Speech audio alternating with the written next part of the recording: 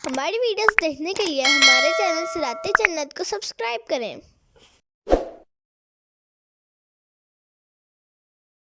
ما يجادل في آيات الله إلا الذين كفروا فلا يغررك تقلبهم في البلاد۔ ترجمہ کنز العرفان۔ اللہ کی آیتوں میں کافر ہی جھگڑا کرتے ہیں تو اے سننے والے ان کا شہروں میں چلنا پھرنا تجھے دھوکہ نہ دے۔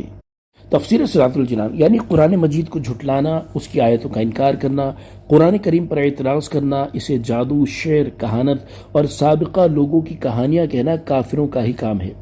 اس سے معلوم ہوا کہ قرآن پاک کے بارے میں جھگڑا کرنا کسی مومن کا کام نہیں بلکہ کافر کا کام ہے۔ یہاں قرآنی آیات میں جھگڑا اور اختلاف کرنے سے متعلق احادیث ملاحظہ ہوں۔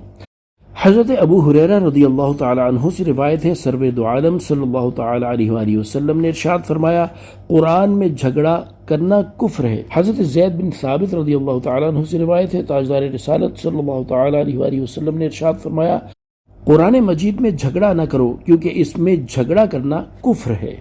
حضرت عبداللہ بن عمر رضی اللہ تعالی عنہما فرماتے ہیں، ایک دن میں حضور پر نور صلی اللہ تعالی علیہ وآلہ وسلم کی خدمت میں حاضر تھا۔ آپ نے دو شخصوں کی آوازیں سنی جو کسی آیت میں اختلاف کر رہے تھے۔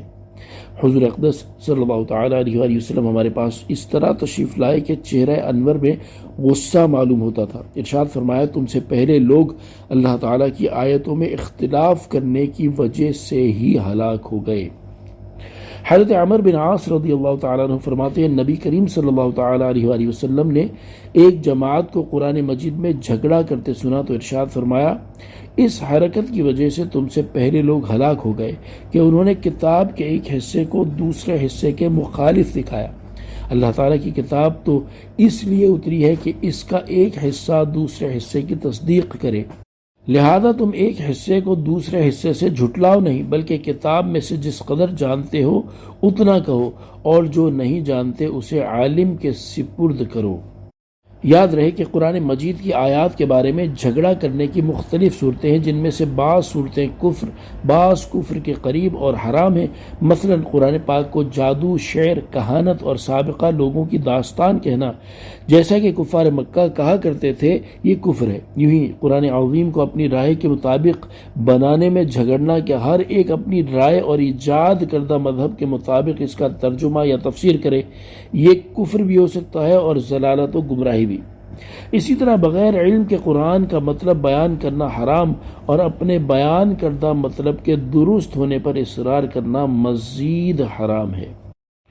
نوٹ: آیت اور حدیث میں جو قرآن کریم میں جھگڑا کرنے کا ذکر ہے، اس سے مذکورہ بالا صورتیں مراد ہیں، جبکہ مشکل مقامات کو حل کرنے اور پیچیدہ مسائل کو واضح کرنے کے لیے علمی اور اصولی بحثیں کرنا، جیسا کہ ممتاز مفسرین اور مجتہدین نے کیا، ان کا اس جھگڑے سے کوئی تعلق نہیں، بلکہ یہ بہت بڑی عبادات میں سے ہیں۔